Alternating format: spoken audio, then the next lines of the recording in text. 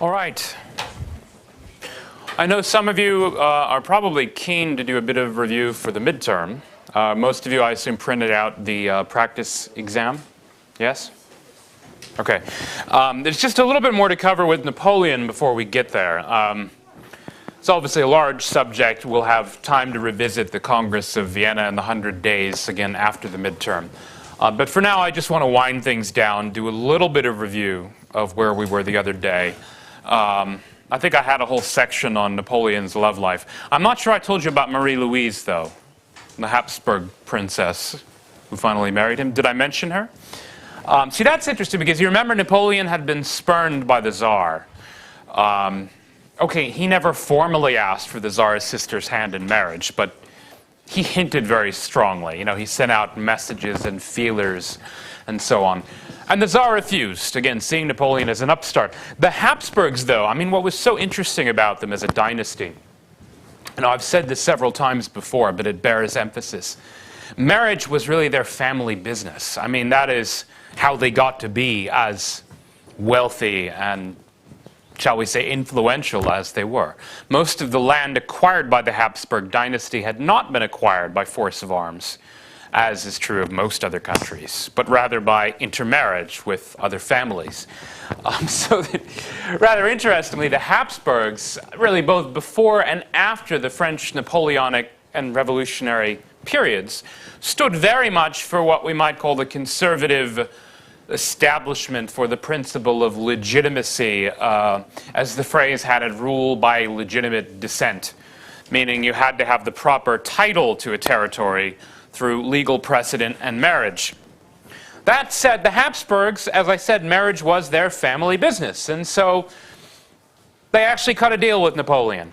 After he had beaten them 4 or 5 times, and it looked like he was, shall we say, here to stay, they married off Marie-Louise. Poor girl. I mean, can you imagine what it would have been like to be this Habsburg princess? She was born, I guess, I don't know, about 1790. So she was a child during the worst violence of the French Revolution, but more to the point, as she grew up, of course, she was told all of those bedtime stories, you know, when they tell you who you're supposed to fear.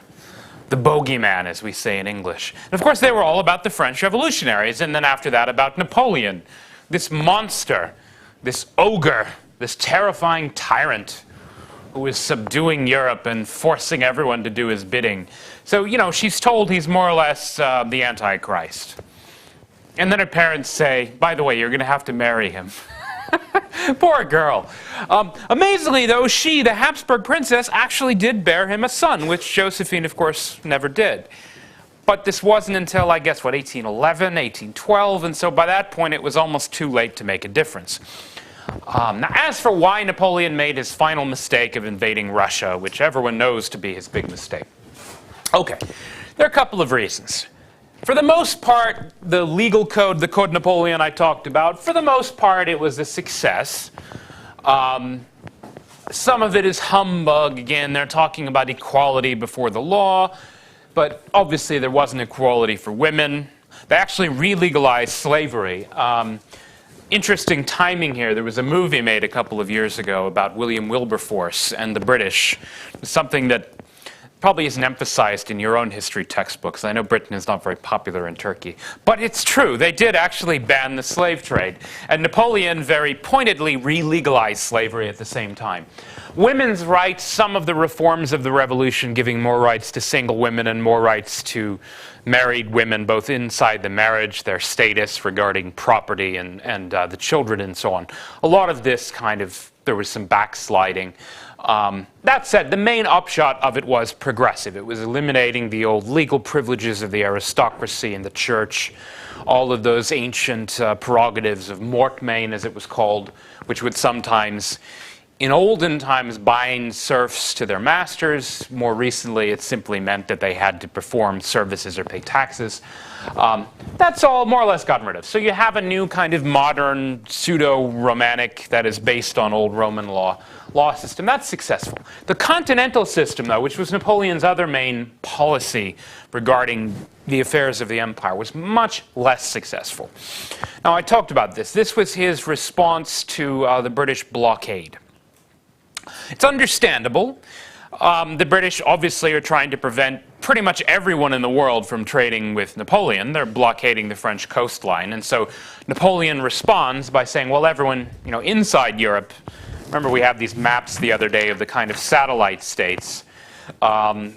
Territories ruled by France now include Holland, much of northern Italy. You also have, this is from the Kennedy reading, I think I showed you this map the other day. You also have the Confederation of the Rhine, much of what is more or less kind of modern West Germany from the Cold War. Switzerland, most of Italy, they were satellites. Prussia and Austria, they were kind of like a second degree removed. They were allied states which were supposed to be more or less taking their orders from France, but retained certain prerogatives of independence. Well, all of these countries, and even Russia, because Russia from 1807 is supposed to be, again, allied to Napoleon, they are all supposed to obey the continental system. Few of them do.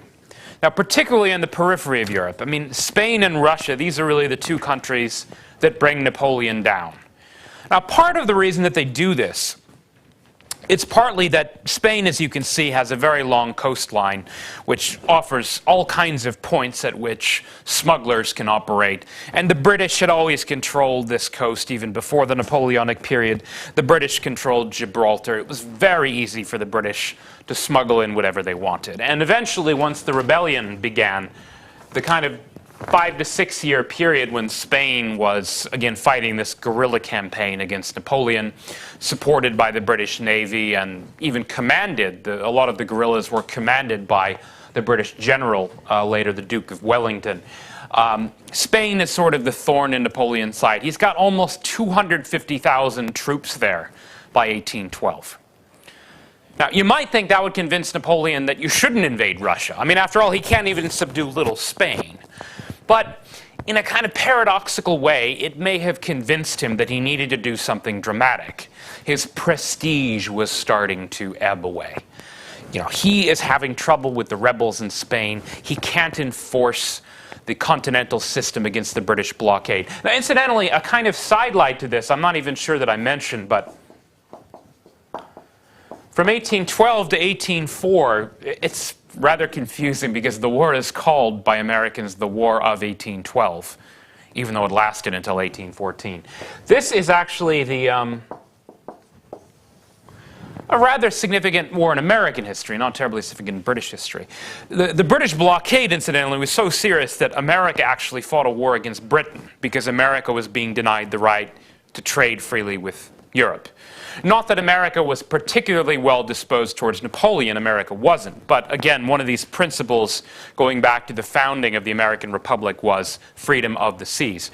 Now, this war, it doesn't really get a lot of press. You don't hear much about it in the modern world. But it's interesting because not just did the British actually burn down the White House, a lot of people forget this, but it gave rise to America's national anthem, which is actually, again, you wouldn't expect this with the contemporary alignment of world politics, where Britain is usually seen as America's closest ally. But America's national anthem is actually all about the British, the line about, the flag still standing. That's basically America, again, trying to win its independence from Britain. That, again, that's being fought about trade. So a lot of these issues have to do with trade. The continental system is Napoleon's response to the British blockade. America fights a war against Britain because of the blockade. But basically, Britain wins. Controlling the seas is obviously extremely important. It means that, among other things, Napoleon is not able to even keep the Russians and the Swedes. The Swedes, incidentally, were not part of his system, but he's not able to keep Scandinavia and Russia from trading with Britain. So the Baltic Sea becomes kind of like a British lake. The Russians are really not cooperating. So that gives him a sort of excuse to attack Russia. But again, that's just an excuse. The real reason I think Napoleon chose to attack Russia, I mean, unless you could chalk it up to a kind of suicidal impulse, was frustration and, again, the need for a great triumph, because his prestige seems to be ebbing away. I mean, like a lot of great military men, I mean, he was really only as strong as his last battle, in part because, again, despite the marriage to the Habsburg princess, he was still not really recognized as legitimate, at least, in the spirit. In the law, maybe yes, but a lot of Europeans still opposed him.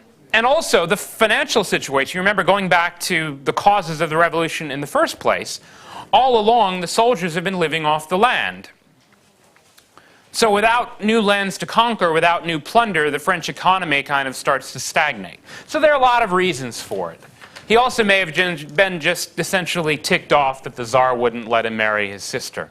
Hell hath no fury like an emperor scorned. So he invades Russia.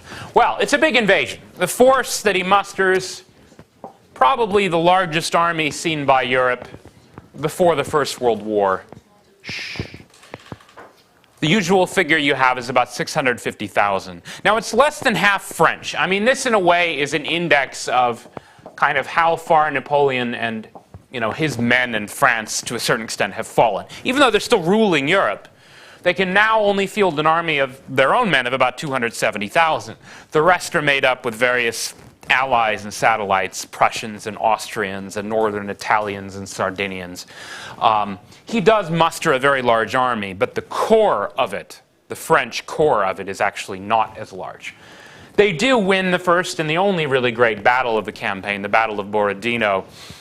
The upshot of the battle is that the Russians are routed in retreat, which opens Moscow up to the French. However, it was a classic, as we call them, a Pyrrhic victory, meaning it was a victory that, to some extent, sowed the seeds of Napoleon's eventual defeat, not least because he lost 50,000 men, including a lot of the kind of hardcore of the French army.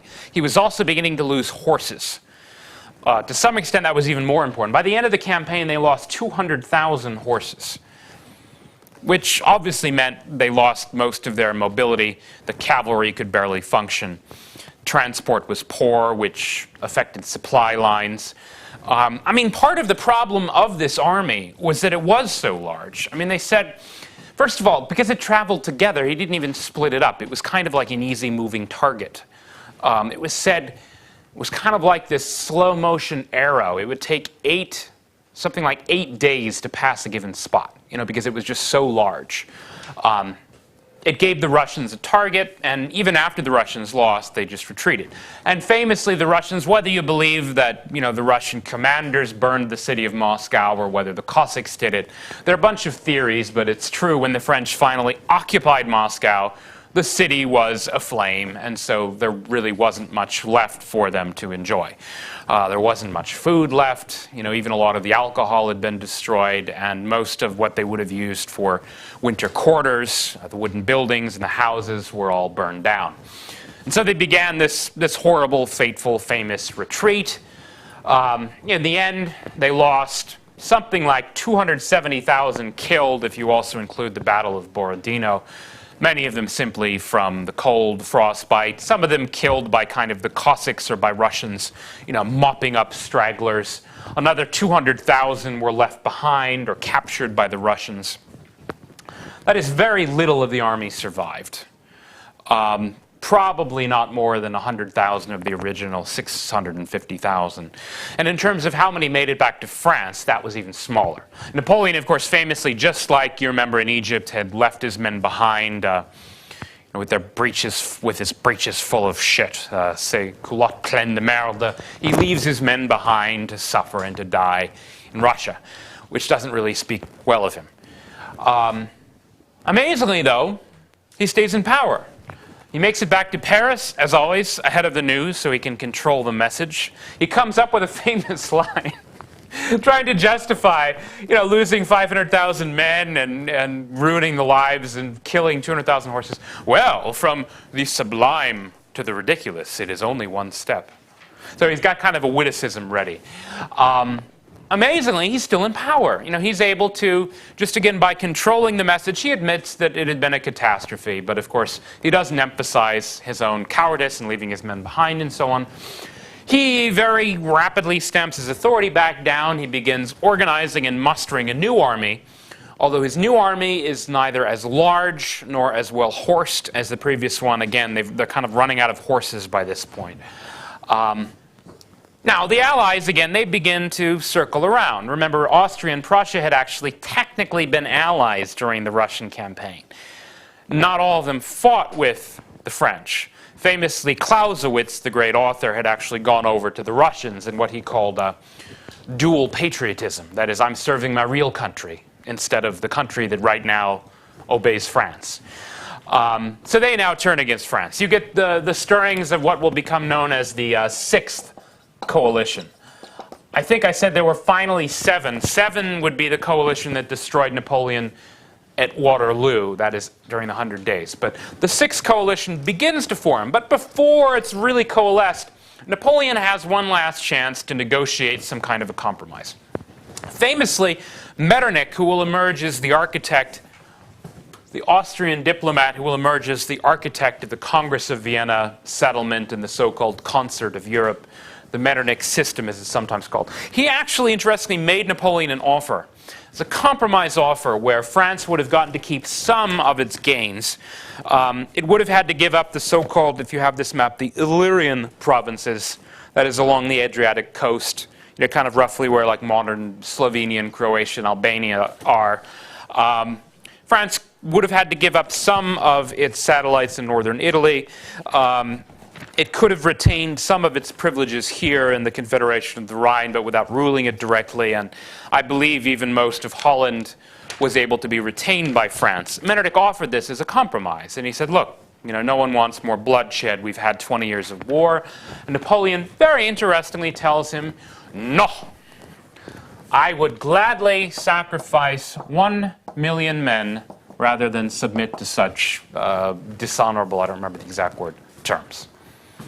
Well, that's interesting that he uses that word, because if you actually add up all the casualties over the last 4 or 5 years of battles, it was probably about 1 million men, 1 million Frenchmen that died. So in a way, he did sacrifice 1 million men to save his own honor, even though he ended up losing. The next big battle, the one you should remember of the campaign, there were a bunch of skirmishes, but the big battle, the key one that historians like to talk about, sometimes it's called the Battle of Leipzig, because that's where it took place. But in historical shorthand, we sometimes call it the Battle of the Nations. Now, this happened in October 1913. You had something like 365,000 now on the coalition side against less than 200,000 French.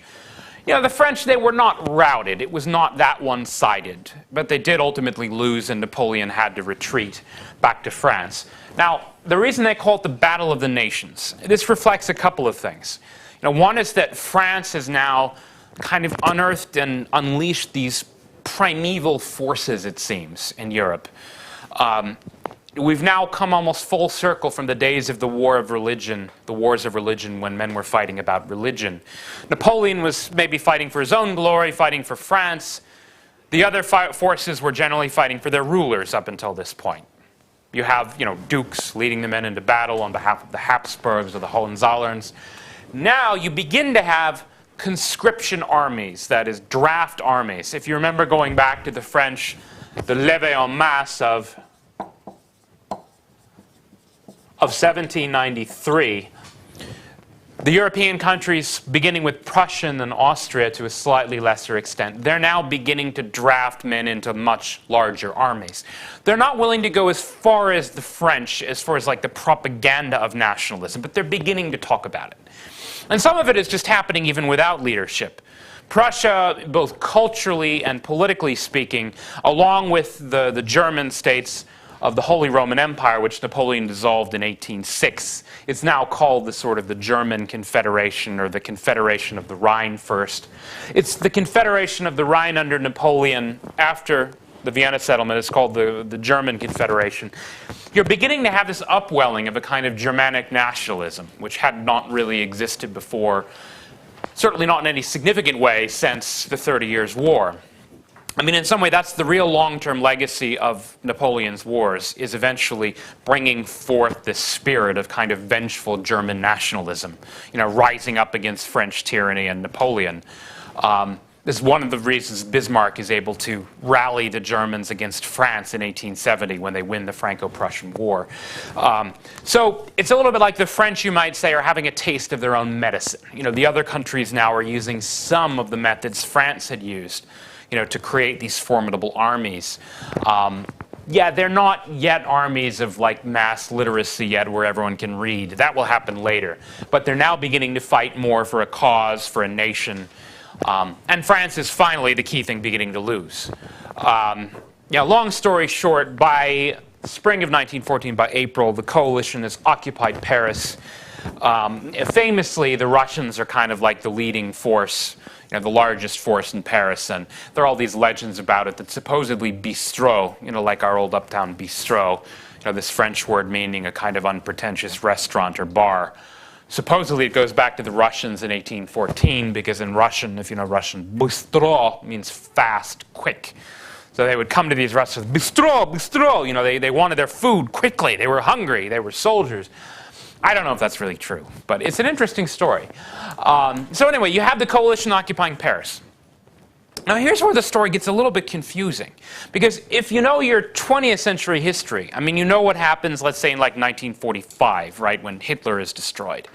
All of the armies come in, the Russians crush Berlin, the Western Allies come in across the Rhine, Germany lays prostrate, defeated, the Russians ship factories back into Russia, and it takes Germany decades to recover. Germany is truncated into two, it loses territory, left and right. France wasn't actually treated that way. Curiously, although France lost, true, everything Napoleon had gained on these borders, all of his satellite states in Holland and a lot of what is now Belgium, along with northern Italy, they lost a lot of this, even I think Nice and Savoy in what is now southern France. But essentially the settlement was that France went back to its 1789 borders. This is in the final settlement, which isn't really that bad a deal when you kind of think about it. France had just run roughshod over Europe for 25 years, killing hundreds of thousands of people in wars of conquest. And all they get is a deal to go back to the status quo ante of 1789. Well, part of the reason they got that deal was because of a brilliant diplomat. I've talked about him before. That is Marquis de Talleyrand. Now, Talleyrand, he had been actually cultivating contacts with France's enemies and satellites all along. He had avenues of communication into Vienna, into Berlin, into London, into Petersburg. There's actually an interesting story. When Napoleon first learned that Talleyrand, who was supposed to be his own foreign minister, this is way back around like 1808, 1809, and he learned that Talleyrand was communicating with his enemies. And so he brought him in and accused him of treason and yelled at him and screamed at him. And I think he concluded by finally saying something like, "You deserve to be broken like glass."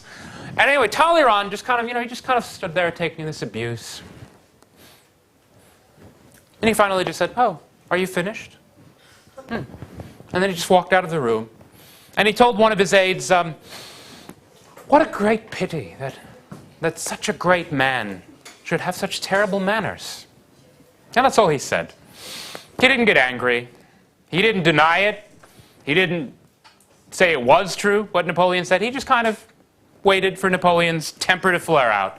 He was, in other words, everything Napoleon was not. He was unemotional. He was analytical. He had a great sort of a strategic mind. And because he had cultivated these contacts over the years, he actually got France a pretty good deal. Which is even more remarkable when you consider what happened during the Congress of Vienna itself, which you might know about if you've seen the recent film version of the great Dumas novel, The Count of Monte Cristo. It just came out like 4 years ago, right? Who has seen the movie? Anyone seen the movie?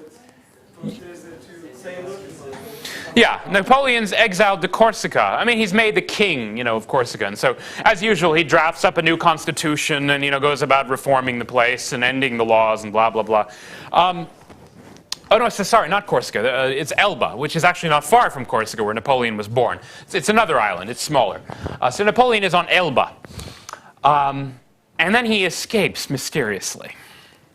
Famously communicating with the mainland. That's where Dantes, gets caught for treason because he carries Napoleon's message to the mainland. This is in Count of Monte Cristo. There are theories about it that he was actually let go. The British had a huge garrison on the island. The British were supposedly patrolling around the island. And Napoleon escaped with a force of, how many men was it? It was like 900 men. Somehow he escaped through the British screen with 900 armed men and landed on the coast of France. Maybe it was just a brilliant coup. Maybe the British let him go. There are different theories about it. The idea that the British let him go, it was that they wanted to kind of like exercise his spirit by defeating him one last time. Well, the French being, shall we say, a fickle people who change their minds quickly, France had already had a restoration of the Bourbon monarchy. As you know, again, if you watch the movie Count of Monte Cristo, now Napoleon comes back, and everyone rallies to him. And it's all, Napoleon, Napoleon, long live the emperor. And he musters another army. And this army actually fights yet another battle, the famous Battle of Waterloo, located in what is now modern Belgium. The origin of the phrase you sometimes hear, he met his Waterloo. It's like your downfall. Now, the battle was not that much of a rout. I mean, some people think Napoleon might have even won it if he had had a few breaks here and there. It was not necessarily the largest of the battles of the Napoleonic War, but the casualty rate was frightening. Something like 55,000 dead in an afternoon, of which I think 40,000 were French. And Napoleon was finally defeated now and rounded up and captured with no hope of escape or of mercy. The opposing general, though, this is interesting. I told you about Wellington, I think his quote the other day about how he couldn't sacrifice men without having to answer to the House of Commons. He actually told one of his aides after the Battle of Waterloo. This is interesting because this is like one of the greatest victories of all time, and he's the author of it. He's about to become world famous as the man who defeated Napoleon. And instead of celebrating and toasting his men, he actually gets together with his aides and they sort of mourn their fallen comrades. And he says, "There's nothing worse in life than a battle won, except a battle lost." He had lost 15,000 men on the battlefield, which to him meant a great deal. Napoleon, million men, nothing. They were obviously men of very different characters. Napoleon was probably a better general and definitely more charismatic, but I don't think he was a better human. Well, anyway, so the upshot of this, again, it's confusing because the 100 days, as they're called, actually happens during the Congress of Vienna. I mean, it's literally while the diplomats are still meeting in Vienna that this whole thing happens. And so, yeah, in the end, they decide to be harsher to Napoleon than previously. Instead of Elba, which is an island, again, off the coast of kind of between Italy and France, they send him to St. Helena, which is in the middle of the Atlantic Ocean. It's just like a little speck in the ocean, practically. Where it's a real and true exile where there's no possibility of escape and no glory left for Napoleon. Although, they allow him to write his memoirs, and eventually France rehabilitates him as a hero and so on. But just a couple brief remarks before we can do a little bit of review for the midterm. The upshot of this: one of your essay questions on the midterm is about Napoleon's legacy. It's probably hard for you to answer this now because we haven't gone that far into the 19th century. Just to kind of look ahead a little bit, though, if you are interested in this question, I talked about the territorial settlement. France goes back to 1789 borders. The idea is to kind of almost like throw back the clock. They go back to the old principle of legitimacy. No more democracy. It'll all be settled between rulers and their diplomats, nearly all of them of noble birth. Metternich being the most famous of them, the kind of architect of the settlement. They'll go back to a sort of balance of power idea. Part of the reason they do give France a good deal is they don't want France to be too weak, because then some other power might come up, like a future Germany, and destroy France. But I talked about this the other day.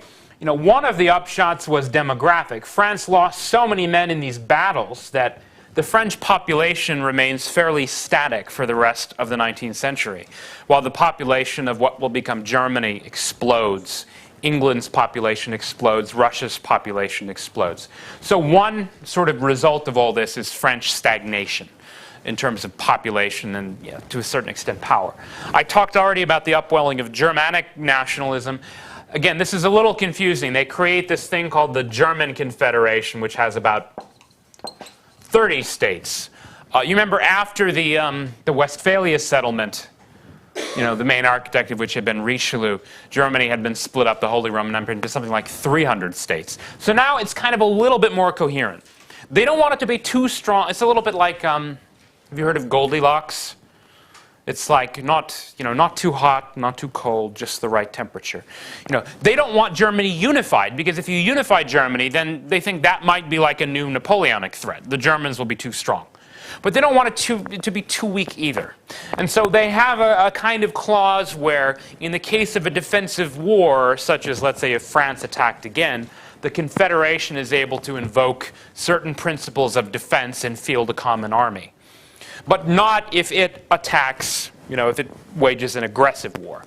So they try to keep Germany under control in a way. But the real long-term effect in terms of kind of culture and reaction to Napoleon is eventually this upwelling of a kind of stronger German identity and German nationalism. There are other knock-on effects, too, that we can talk about later, but for now, that'll at least give you a clue. Now, I don't know how much time we have left, but I do want to give you a few minutes to ask questions about the midterm. We could stay a little past 4:30 if we need. 18 minutes. Okay, we can spend about 20 minutes then. Yeah. Oh, yeah, I'm sorry, you're right. 1814. Right you are. Yeah, and we'll cover the Congress of Vienna and Metternich in depth after the midterm. I just want to introduce you to some of the results of the wars. In part because it's funny. I mean, you could lump Vienna and the settlement, together with the whole 19th century. But then on the other hand, you get the 100 Days in the middle of it, which is obviously part of the Napoleonic period. And so you have to kind of think about everything together. But I wouldn't worry yet for the midterm about the Metternich system, which emerges later. We'll cover that after the midterm. For now, we'll go up to 1815. We'll go up to the 100 days as far as what you need to worry about for the midterm. A brief note about what the practice midterm means. Now, my gift to you, my hediye, is that the essay questions will remain the same. Okay. So, this is a hediye, but all gifts have their price. Okay. I expect your essays to be of slightly higher quality than they were on the quiz. They will be the same. Right. No, the sample exam. Right. But the reason I say there's a price, the price is this. I know you can cram for them, right? So I expect them to be a bit better. Okay? Shh. I can't hear the question. Let's settle down. Will you give us these questions and will you choose one of them? You will choose one. So yes, you can pick one and study for it, okay? That's my gift to you because I know the IDs are difficult. The essay is supposed to be a bit easier. As far as the point breakdown, I'm going to give you 5 points each for the 7 short answer questions to make 35. And I'll give you 40 points for the essay. So it'll be out of 75. The last quiz was out of 25. When I put them together, then it'll be 100, which I think I'll have be half of your grade. I'll have the final then be another 100. That's the plan. Yeah. Definitions, how we can answer, for example. Well, right. Give me an example. There's a time that... Shh. I'm trying to hear the question. Right, okay, 1517, if I give you a date. Okay. Now, we talked about several things. This is a very big, important date in both European and Ottoman history, right? Okay, what happened in Ottoman history?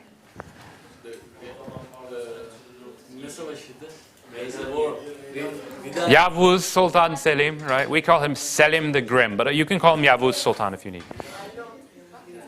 Yeah. Well, take a guess.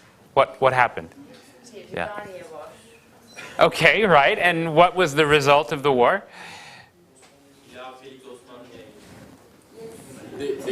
Let's try English, the official language of the university. Right. Okay. Okay, right. So the Ottoman Empire, rolls up Egypt, and I mean, if you want to put the whole campaign together, that's fine. You say they conquer Egypt and the holy places, which, remember, I mean, there's a little controversy here, right? This is obviously a good thing, but it does maybe make the empire more Islamic than it had been previously, because you have the Caliph title, right? So if you ask such type of questions, we just... Well, that's part of the answer, but what happened in European history? Of whom? Martin Luther, right. Okay, so you have Martin Luther.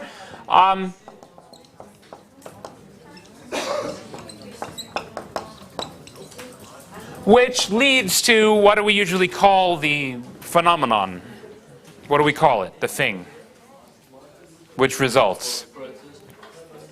Yes, but there's a term. Protestant something. Reformation, right. The Reformation, or if you want to call it the Protestant Reformation.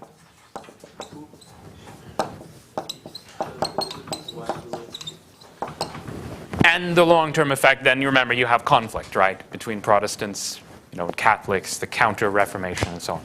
Now, again, you don't have to tell me absolutely every single detail, but if you can get a few basic things, you can talk about the Ottoman campaign, great, but you should at least mention Luther and the Reformation, okay? If I will write this sentences on my exam. Well, I mean, look, if you give me just Yavuz Sultan Selim and the campaign in Egypt, I'll probably give you, 2.5, maybe 3 points. But if you can give me both and say a little bit about it, then 4 or 5 points. Okay? And the same thing with, okay, another big date which we remember, right? 1492, do we remember anything? Columbus does what? Yeah, I mean inadvertently, but yes, right. Which opens up eventually the Americas, leads to European colonization, the slave trade. Eventually, also these new trade routes, to Asia and America, etc. But what else happens? Remember, I'm giving you really big years where usually a lot of stuff happens. Yes, Isabella and Ferdinand. We could, in one word, we call it the reconquest or the reconquista of Spain by the Christians, right? And the knock-on effect, of course, we also have, I mean, there's a kind of impact on the Ottomans in that, you have a lot of refugees, many of them Jewish, who come to the Ottoman Empire and settle, especially in places like Salonika. Okay, so again, I try to give you years where, a lot of big stuff is happening. I'm not going to give you, like, 1498, because we didn't talk about that. I'm only going to give you something we talked about. Another big year would be, I think I did give you this on the practice exam, 1789, right? Right. Right. If you can remember a few things, though. You remember, like, the Estates General, remember the Bastille, maybe the housewives. We talked a lot about that, right? The mob of housewives going to Versailles. We call that the October days. Yeah? Oh, yeah, feudalism abolished. Right. The more you can give me, the better. I mean, if you give me, again, 2 or 3 or 4 things that happen and sum it all up, that's great. If you just tell me French Revolution, I'll give you probably like 2 out of 5. If you can give me a bit more, context, Estates General meets, abolition of feudalism, Bastille Day, the National Assembly is declared, the October days, the King and Queen are taken, back to Paris. Yeah, again, you don't have to have absolutely everything, but the more you have, the better. It'll just tell me that, you understood the basic stuff. Yes, French Revolution, that's part of an answer, but give me more. Okay? Did I give you National Convention, I think, on the practice exam? Yeah. Okay, so, again, here's something where if I give you this, I probably want at least the rough dates that I gave you. Do we remember? Rough dates, kind of, sort of. I mean, it's during the French Revolution, right? But remember how there are all these different parliaments? Like, what do we associate this one with? What period, phenomena, what individual, what things? Okay, well, you might need a bit of help with this one.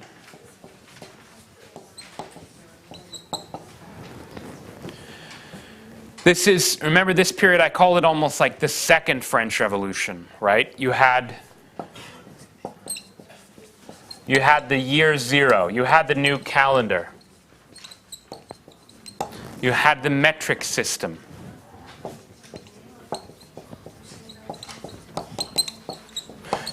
You had this notion of left versus right in politics. You had Robespierre and the Mountain.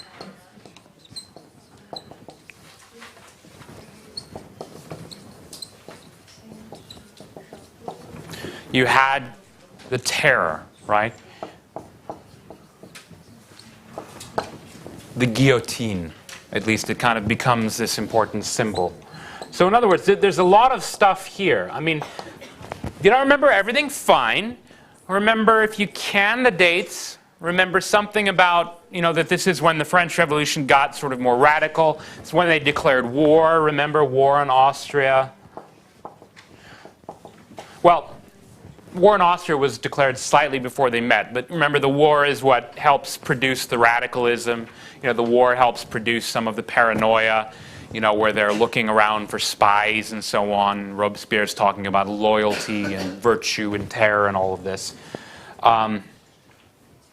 So again, sometimes this is called the Second French Revolution. Remember, they actually started numbering the years from 1792.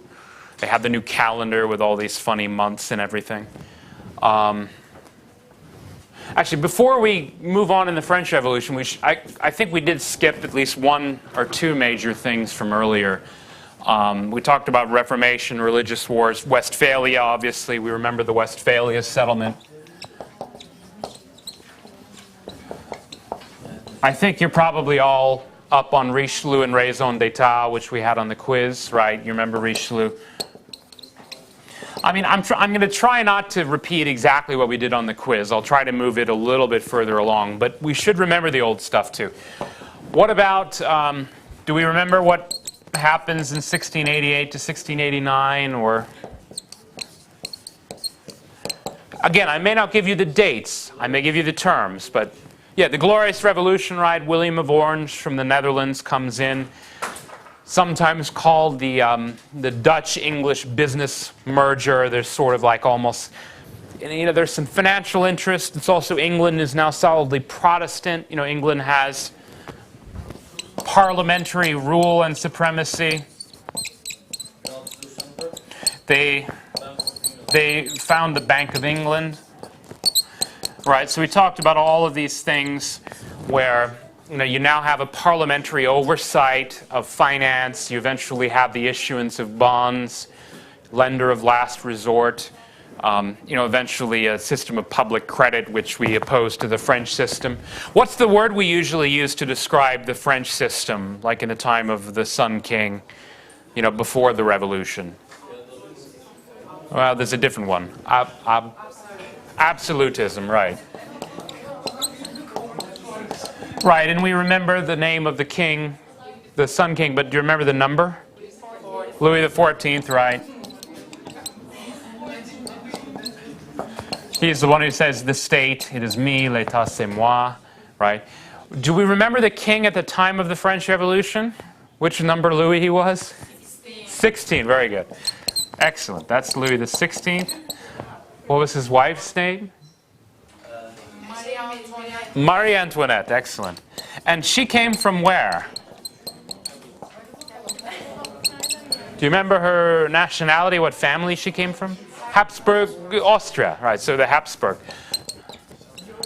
Which was kind of, remember, significant politically because Austria was France's traditional enemy, and so to the revolutionaries that was significant. Okay, so back to, right, the revolution and Napoleon, the wars and so on.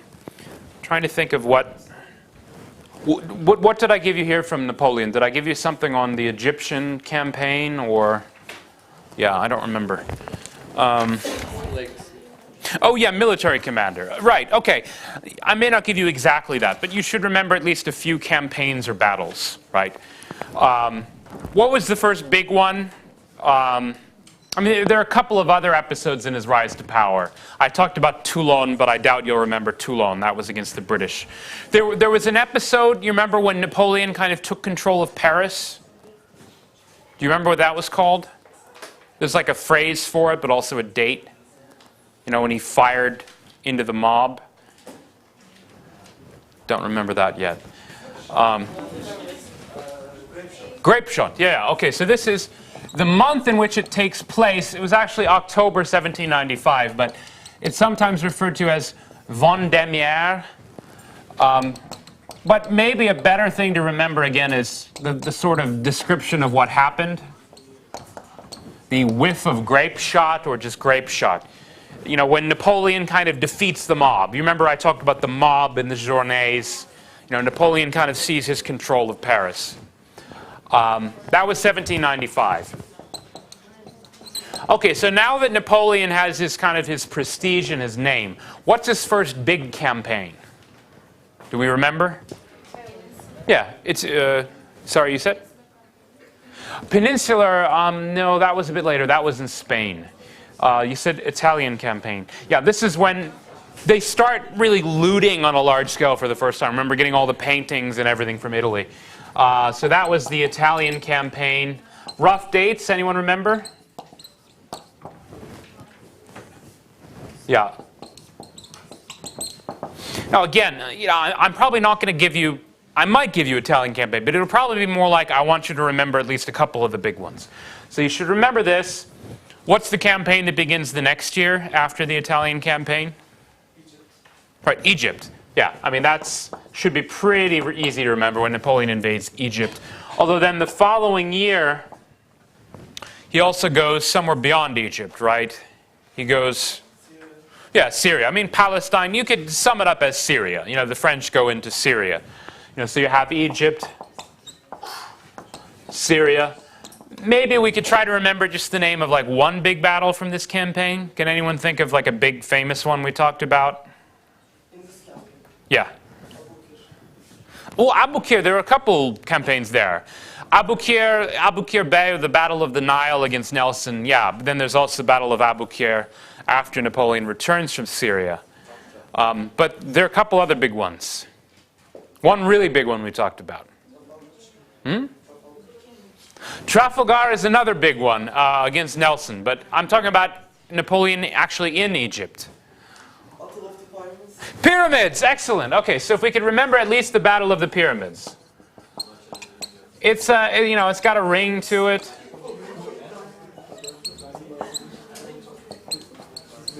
Or the siege of Acre. Remember, he loses finally. He can't take Acre. If you can remember a few campaigns, that's good. Or if you can remember the basic that, you know, Egypt, Syria, you know, that Napoleon won most of the battles, but he kind of lost the final big battle. It wasn't the final, but he lost the big battle at Acre or Acre, which, remember, prevented him from leading some campaign, you know, to India or something. Instead, he goes back to France and then fights all these wars in Europe. We didn't spend a lot of time on the various battles against, you know, Austria, Prussia, and Russia. But that said, you should, the Peninsular Campaign would be good to remember against Spain, you know, where, again, the kind of guerrilla war where Napoleon's strengths, beginning about 1807. You should remember the really big one, though, right, when Napoleon invades Russia was the year we just did it, right, 1812. Remember the term... you know, for the French army, when they get it all together, the Grande Armée, this is, you know, they put all of the armies together in one body. Sort of almost like the coalition army, the Grande Armée. The basics, you know, they make it to Moscow. Moscow's been burnt. It's a retreat. You know, the men die, lots of horses lost, etc. Yeah. By the way, we don't have enough time. Oh, are we out of time? Okay. What time do we have? The exam. The exam will be in class time. I will give, you know, a few minutes for questions beforehand, but it will basically be in class time next week on Wednesday, because we have no class Friday next week. Suppose we answered 9 questions of the exam. I don't recommend it. I mean, yes, I will try to grade them all, and then I will try to eliminate the lower scores, but you could do that. I would recommend that you spend more time on the essay and less time there. If you really don't know and you're just guessing, then I suppose that makes sense. But if you feel like you have 7 good answers, there's no reason to give 2 more. Okay? You can eliminate 2. Cross out. No, you cannot get extra credit.